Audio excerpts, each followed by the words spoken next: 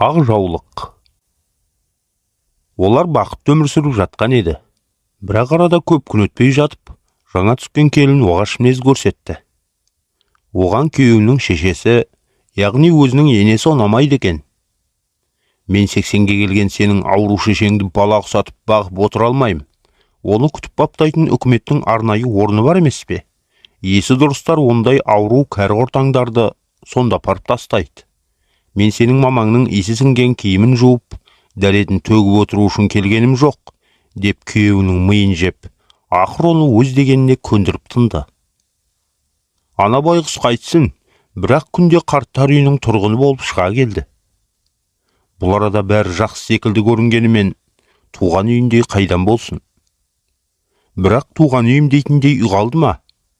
Кең мекенді тар қылып, келіні күн көрсетпейді емес пе? Хош, осылай қарттар үйіндегі күндер өтіп жатты.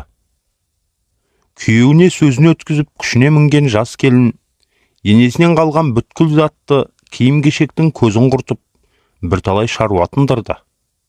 Үйге жөндеу жасатты. Одан соң жаңа жиһаз, мүлік алдырып, бөлмелерді толтырды. Тек дәліздің есігі дұрыс жабылмайтын болғандықтан, оны жаңасымен ауыстырғанша деп өткенде енесінің қалып қойған жаулығын екі жақ тұтқасына байлай салған еді. Жалғыз сол болмаса, бұл үйде қарт ананы еске түсіретіндей түйір зат қалмаған. Есік ашылып жабылған сайын қажалып, түтіле түскен ақ жаулыққа тіл бітсе, мұңын шағар ма еді? Алайда ондай ғажайыпқа жолғаны. Бір күні екі кештің ортасында аяқ астынан келіннің іші қатты бүріп ауырды. Жатын бөлмедегі жұмсақ диванға да жете алмай, ішін ұстап жерге бүктетіліп отырып қалған жас келіннің өңі бозарып, тынысы тарылып барады. Құдай айдап даладан күйеуі келе қалмасы бар ма?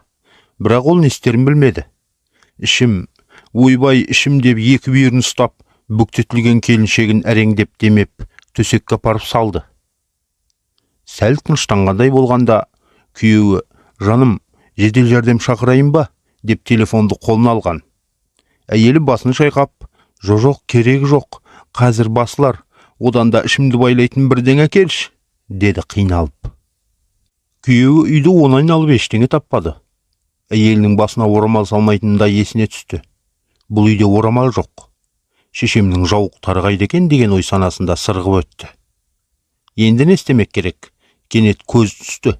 Дәліздегі есік тұтқасында ағарған шүберек байлауыл тұр екен, байлауын тарқатты. Тәт-тиіс бұрқ ете түсті. Орамал. Тани кетті. Анасының ақ жаулығы ғой. Үкі-түкісі шығып сәл-пәл кір жалса да, анасының көзіндей дүние жігіттің жүрегін елжіретіп кетті. Танауына апарып бір иіскеп алып, сонымен келіншегінің ішін таңды. Ал әйелінің ішін немен байлап жатқанына мән беріп жатуға жағдайы жоқ. Көзін тас жұмып алған күйі бүк түсіп сұлық жатыр. Келін сол жатқаннан ұйықтап кетті. Түнде түс көріпті. Ертеңіне ештеңе болмағандай ауруынан құлантаза айығып шыға келді. Және өзі бұрынғыдай емес, өмірге қайта туғандай, сынық өңінде біртүрлі ізгойдың табан қарлады. Күйеуі жұмысына жиналып жатыр екен. Мамам қалай екен? Сен оған қашан бардың деп сұрады. Күйеуі өз құлағына өзі сенбей, не дедің? Кімді айттың? Мамамды айтам. Оған қарттар үйінде қиын болар.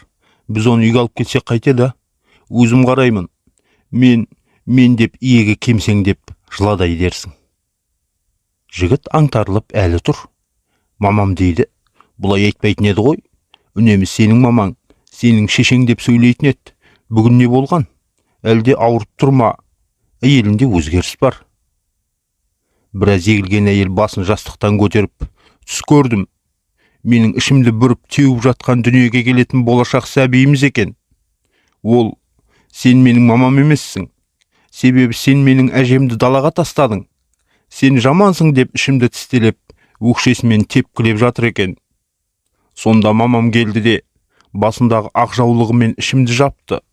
Содан сәби тынышталды. Оянып кеттім.